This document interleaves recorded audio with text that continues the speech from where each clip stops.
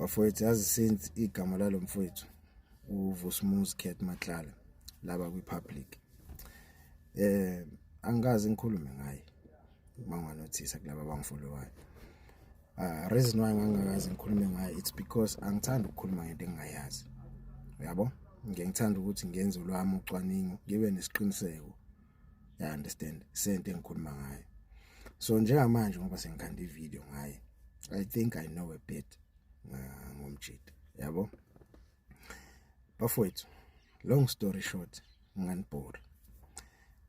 uVusumuzi Cat Matlala, again, he's not just a normal person, this guy. Lo mfowethu uyile mpahla bayibizwa ukuthi uyi-oligarch. You understand? Uyiphathi yama-oligarch, black oligarch family yala eSouth Africa. Lo mfowethu, like, he's well connected, deeply connected. You understand? In high places, bruh. Ngithola ngithini. And on top of that, he's super wealthy. Ayekho rich lo mjida, he's wealthy. Then I understand it. This is a wealthy guy, not a rich guy. This guy, it's not like he has some few millions. This guy is wealthy, owning a number of positions, bruh. A large majority of humans eyohamba kulo mhlaba ingazange ibone ne-taste yazo lezo zinto. So umuntu mhlambe olazi igama lokuthi oligarch yini, we understand mangizothi uVusumuzi Cat Matlala, he's the part and parcel yama oligarch ala eSouth Africa. And okuyinkinga nokuyingozi ngaye, he's a violent person. He's a very violent person. Akusumjida ongambhayizela lo. Akusumjida. Yabona abantu abanjengalo mjida abangathi mabeboshwa bakutshela ukuthi mina ngidliwanga ejele. Umjida onjengale out mayeboshwa uye ozorana ijele, akusuyena ozowenziswa izinto ejele. Iboshwa zincenga zingaba, I'm sure abantu abanjengoVusi iboshwa ziyabanga nokuthi kube izona eziprotector lo muntu. Ngoba ziyazi ukuthi zingabenefita a lot from this guy. This guy unama ukubopha umuntu ofana nale Grootman ukudlala ngomdlalo, like niyadlala, because lo mjida, I think wonke ama-arm of services ngendlela mina ngisa-analyze ngayo istory sakhe mangilonga isilandeleni. Bro, this guy is deeply connected. Bonke abantu abakuma-high positions bakwi-poverty lalo mjida. And the sum of ama-government buildings mhlawumbe arun ama-departments khona. Some of ama-departments aranela kuma-buildings ayo le out. Njengoba kuvela nokuthi kunanemoto ezisetshenziswa yi-state zayo le out. This guy, bro, I think kwihasili yakhe na kwi-criminal empire yakhe ubengachase ukuba nemali. I think ukuba nemali kada alreach lelo goal. Manje bese chase power, already benayo ipower, but I think ubesefuna ukungale kwepower. You understand? Abantu abanjengale Grootman bona personal angeke ubabone bekwatile esikhathini esiningi, kodwa i-wrath yokudinwa kwakhe uzoyifila in your doorsteps. I'm telling you, this guy, bro, noma elapha ejele ngathi niyambopha nithi nimphuca amafoni nithi nenzani. Number one, this guy ugadwa ama-officials angawa resignise espanini awaqashe for lifetime. You understand? Ama-officials ale country are underpaid. Abantu abafana no-Creche, you understand? Abantu abafana no-Thabo Best, abantu abafana nalo mjida baningi ngababala, yabo, abangaphakathi ejele. Those people, bro, bagadwe amaphoyisa underpaid. Amaphoyisa angafudi ukuthenga imizi, amaphoyisa angafudi ukuthenga imoto abayithanda, ukuphila iquality empilo abayifisa, abaku-afford because ba-underpaid.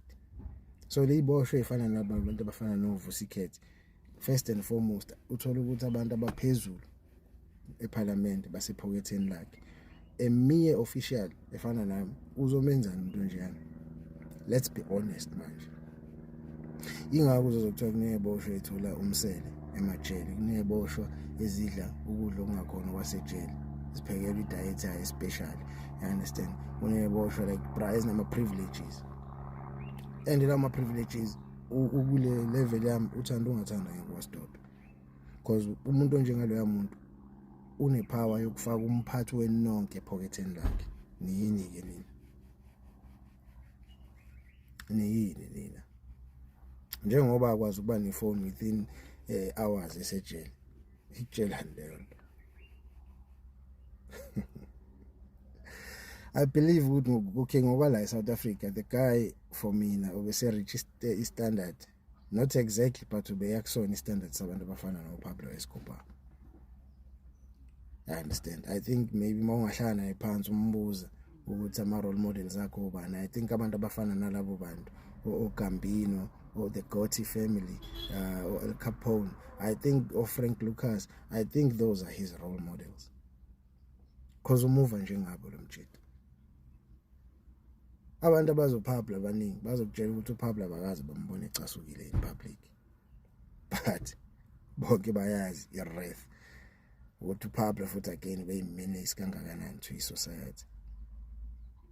So ukubopha lo mjito niyadlala ngoba noma engaphakathi ejele, whatever la connected to yona outside, whatever la nama ties to yona outside, bonke abantu abaziyo bra basazokwenza lokho bekumele bakwenza.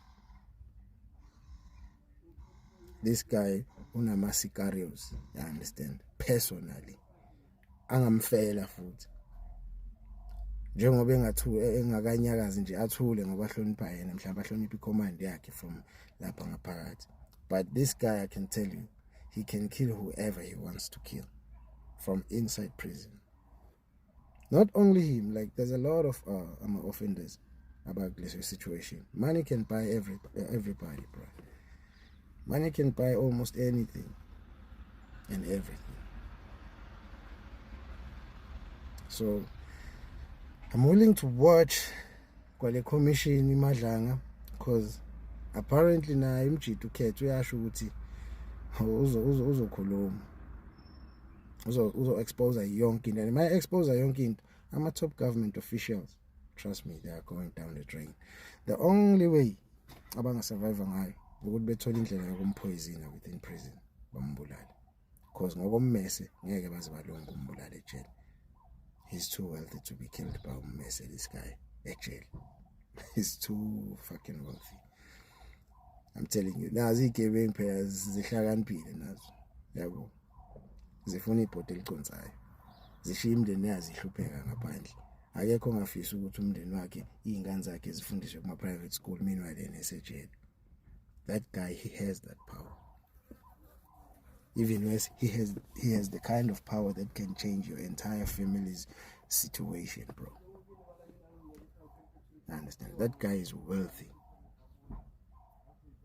So I'm telling you, la anazi ukuthi nibhekane nani. Nibhekane nento eningeni inqobe la. Engaphakathi engaphandle ejele, this guy ngene mnqobe. He's too much.